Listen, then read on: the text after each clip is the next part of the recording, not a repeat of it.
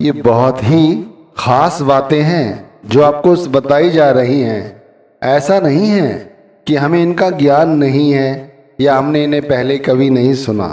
हमने सुना है, लेकिन हमने इन पर अमल नहीं किया।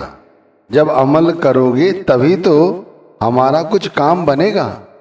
तो कुछ 4 चीजें हैं जिन्हें हमेशा ही एकांत में शांत चित्त होकर करना चाहिए। सबसे पहले सुमिरन, गुरु नाम का सुमिरन एकांत में करो।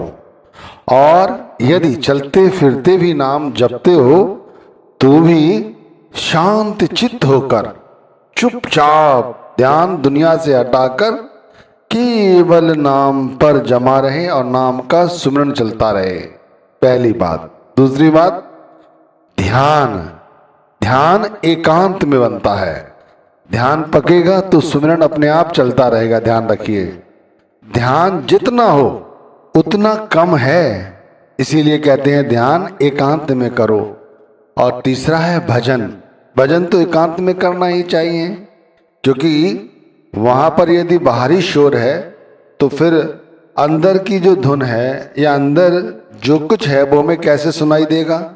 उसके लिए शांत वातावरण तो होना आवश्यक है। तो भजन भी एकांत में करना चाहिए।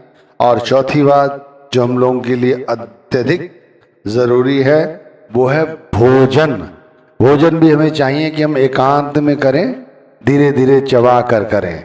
यदि भोजन सार्वजनिक रूप से कर रहे हैं तब भी कोशिश करें कि ना बोलें और चुपचाप